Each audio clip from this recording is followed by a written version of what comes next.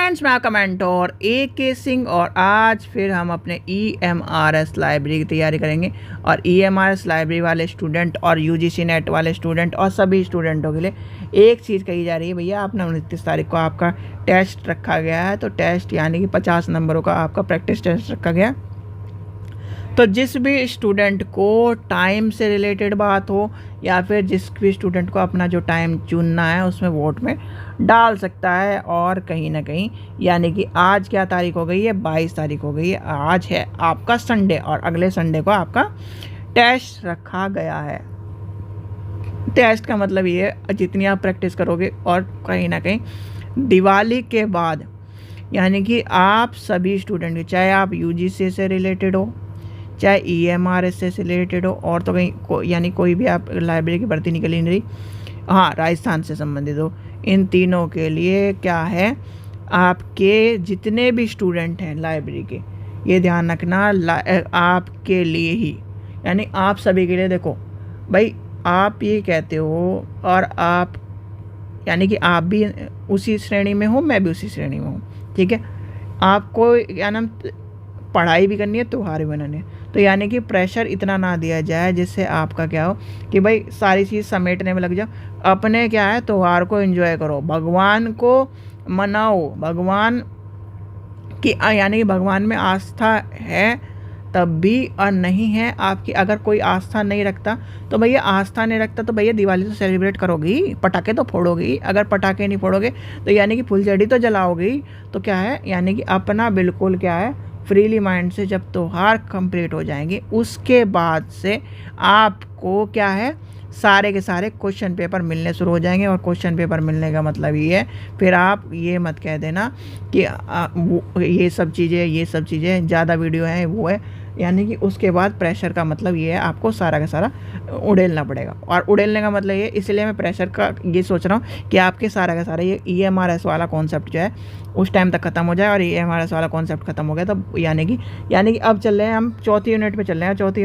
चौथी यूनिट में मैंने कहा था बहुत इंपॉर्टेंट यूनिट है और बहुत इंपॉर्टेंट यूनिट है, इसलिए थोड़ा सा टाइम भी लग रहा है। और इसमें कहीं ना कहीं इस चीज़ को यानी कि आपका ये मान के चलिए दिवाली के बाद सारे के सारे क्वेश्चन पेपर शुरू होंगे। और क्वेश्चन पेपर को वही है कि एक्सप्लेनेशन करके और ये सब चीज़ें आपको देखने हैं। और उस चीज़ को देखने का मतलब ये यानी कि रट के एक तरह से रख देना है, ठीक है। तो चलिए आज का कॉन्सेप्ट क्या है। आज का हमारा कॉन्सेप्ट है आपका जो कल हम रिपोर्टिंग पढ़ रहे थे उसी के आपका कॉन्सेप्ट है एनुअल रिपोर्ट कॉम्पिलेशन, ठीक है, कॉम्प्लेनेशन। अब इसमें मैंने आपको एक चीज़ समझाई है कि कहीं भी यानी कि आपको जा रहे हो यानी कि लाइब्रेरी को पढ़ रहे हो तो लाइब्रेरी के हिंदी में अगर समझ में आता है, वैसे तो टर्मिनोलॉजी ज़्यादातर हिंदी में समझ में आती है। अगर हिंदी में नहीं समझ में आ रही, इंग्लिश में समझ में आ रही है, हिंदी में समझ में आ जाएगी क्योंकि इसका है वो यानी वार्षिक रिपोर्ट की बात करता है, यानी पुस्तकालय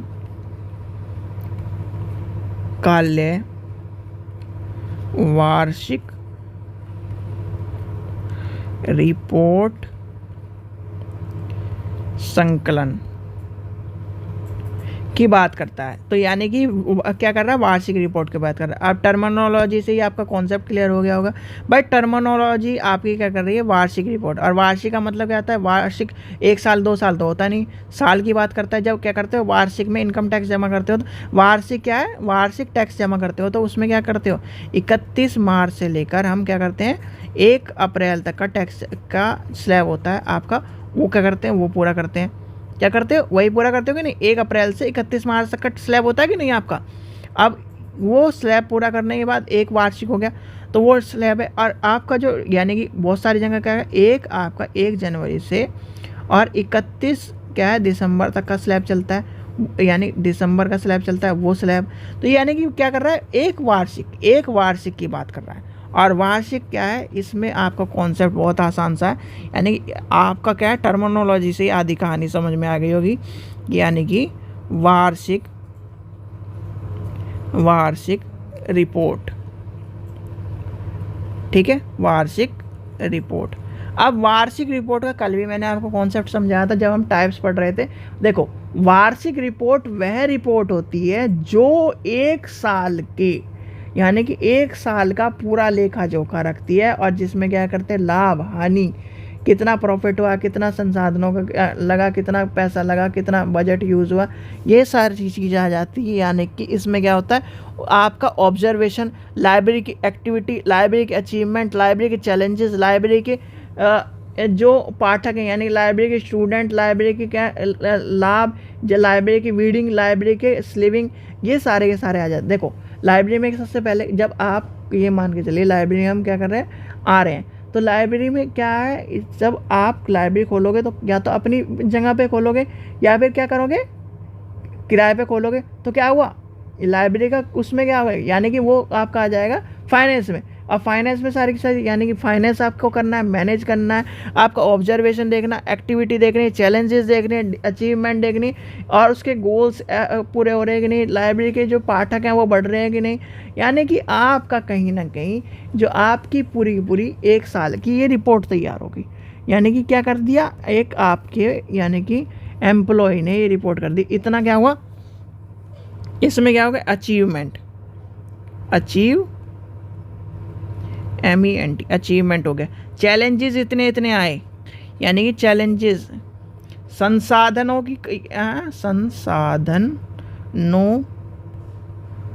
की हानि और उपयोग, ठीक है। फिर क्या है, एक्टिविटीज़, लाइब्रेरी में क्या क्या एक्टिविटीज़ हुई हैं, फाइनेंस, मैनेजमेंट, एम्प्लॉय, बच्चों का, यानी कि बच्चे कितने आए। तो ये क्या करता है, ये आपको बताता है कि एक साल में। और हाँ, एक चीज़ का ध्यान रखना, जैसे आपका 1 जनवरी से और 31 तारीख यानी कि 31 दिसंबर तक का पूरा साल का क्या करते हो, पूरे साल का लेखा जोखा क्या करते हो, आप देखते हो। अगली यानी कि जैसे मान के चलिए 23 तक का है, 23 से चल रहे हैं हम, तो आप क्या करोगे, आप देखोगे 1 जनवरी 2024 के बाद देखोगे इस चीज़ को। यानी कि जिस दिन ये ख़त्म होगा, 31 तारीख का भी देखा जाएगा, 31 तारीख का पूरा डाटा कलेक्ट होगा। डाटा कलेक्ट होने के बाद जो एनालिसिस टीम है, यानी कि एनालिसिस टीम का यूज़ होता है इसमें। एनालिसिस टीम क्या करेगी, इसको एनालिसिस करेगी।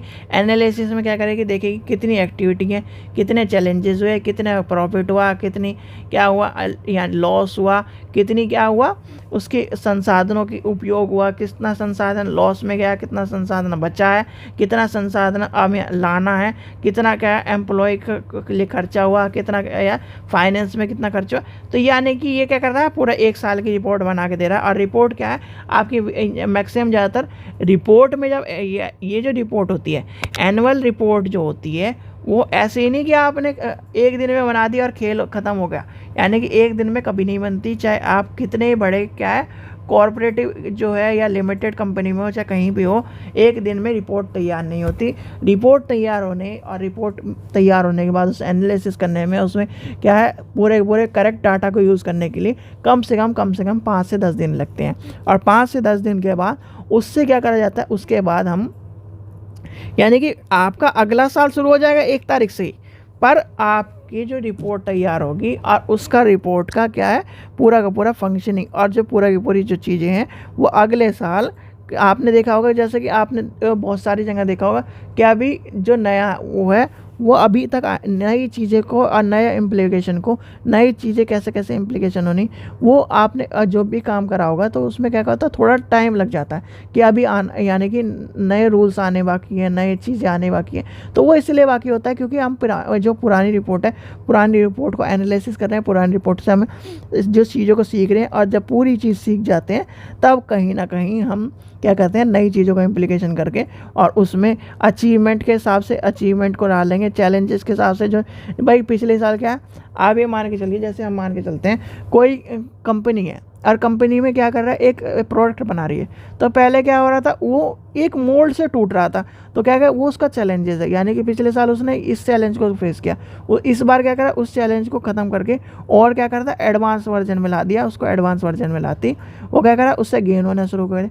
संसाधनों की कितनी प्राप्ति हुई, यानी संसाधनों की कितने बचे हुए हैं, कितनी हानि हो गई वो देखना है, उपयोग कितने हुए वो देखना है, अचीवमेंट कितने हो वो देखना है, पैसा कितना है, यानी बजटिंग कितनी थी और कितनी बची है वो देखना है, कितनी और चाहिए वो देखना है, मैनेजमेंट में कितने आदमी काम कर रहे हैं, कितने न सही काम किया, किस तरह से करा वो देखना है, कितना और लाने मैनेजमेंट, यानी कि आप ये मान के चलो, अब पहले आपकी 100 की लाइब्रेरी थी, अब आपको 200 की लाइब्रेरी आपने खोल ली, तो और एम्प्लॉय चाहिए कि नहीं चाहिए, तो वो आपको एम्प्लॉय की ज़रूरत पड़ेगी। तो ये सब चीज़ें क्या है, वार्षिक रिपोर्ट की बात करता है। वार्षिक रिपोर्ट में ये सारे के सारे आपके एनालिसिस होते हैं और इसी के ज़रिए आप कहीं ना कहीं एक रिपोर्ट तैयार करते हो, और इस रिपोर्ट के ज़रिए हम कहीं ना कहीं अपने लाइब्रेरी के गोल की और अपने अचीवमेंट की और उसके फंक्शनिंग की रिपोर्ट को देख कर ही हम बता सकते हैं कि कितना हमें लाभ हो रही है, कितनी हानि हो रही है, कितना हमें ये अच्छा लाना चाहिए। ठीक है बच्चों,